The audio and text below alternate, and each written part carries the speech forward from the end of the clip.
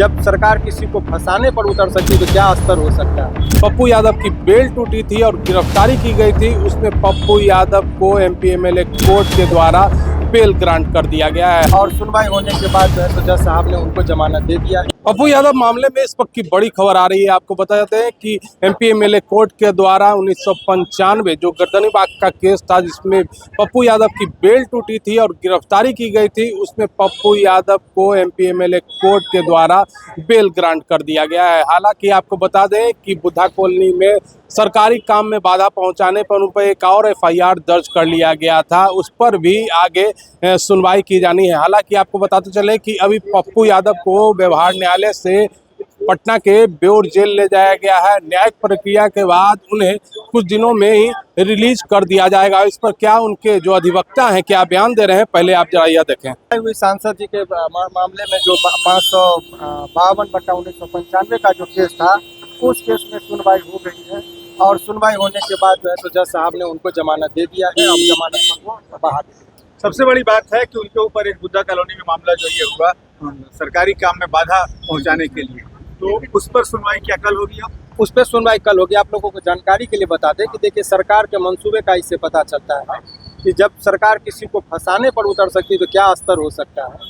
जिस टाइम में उनकी गिरफ्तारी रात में हुई, सारे लैब चल रहे थे, बहुत सारे मीडिया, हजारों की मीडिया की तादाद थी वहाँ पर, और उन्होंने कुर्सी पर बैठे हुए थे और उठे और जब मैंने उनको कन्विंस किया कि जाना चाहिए, कानून का सम्मान होना चाहिए, वो खड़े हुए और बोले कि चलिए मैं गिरफ्तारी अपना देता हूँ, और वो स्वयं से नीचे उतरे और जीप तक गए।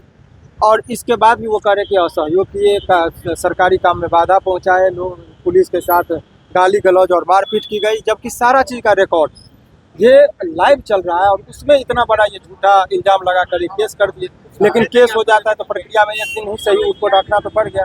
तो ये पुलिस की जो है सो ये सोची समझी सर। लेकिन आपको भी पता है सर कि जो 353 में मटेरियल, किसी भी धारा में बेल तुरंत मिलता है। आपके खिलाफ क्या मटेरियल है, आपके खिलाफ क्या सबूत पाया गया है, एलिगेशन क्या है, नेचर ऑफ एलिगेशन, यही सब चीज़ों को देखते हुए बेल दिया जाता है। सिमंदर जी, तो पप्पू यादव क्या चीज बेल मिलने के बाद बेल बॉन्ड भरा था, अभी तो बहस के मुद्दे, बेल के मुद्दे पर बहस हुई है, तो अभी जेल जाएंगे, यहाँ से रिलीजिंग का जाएगा कस्टडी, तब वो निकलेंगे। अभी 1-2 दिन तो प्रोसेस में लगता ही है, मतलब 2-3 दिन और उन्हें जेल में रहना हाँ वो प्रक्रिया, तो बेल मिल गई तो हम निकल लेकिन गए। सर एक बात और, सरकारी काम में बाधाओं का केस नहीं, आंदोलनकारी है, वही आंदोलन का जो केस है कभी सर। भी कोई आंधी महात्मा गांधी। तो जाहिर सी बात है कि उनके अधिवक्ता ने साफ तरीके से कहा है कि एमपी एमएलए कोर्ट के द्वारा पप्पू यादव को बेल ग्रांट कर दिया गया है और कुछ ही दिनों में 2 से 3 दिनों में वह पटना के बेउर जेल के बाहर अब दिखाई देंगे। हालांकि आपको बता दें कि न्यायिक प्रक्रिया के पश्चात बेल ग्रांट कर लिया गया है। बेल ग्रांट करने के पश्चात कुछ कागजी कार्रवाई होती है, उसके पश्चात ही पप्पू यादव को जेल से रिहा कर दिया जाएगा। पटना से NBC 24 के लिए अजय शर्मा की रिपोर्ट।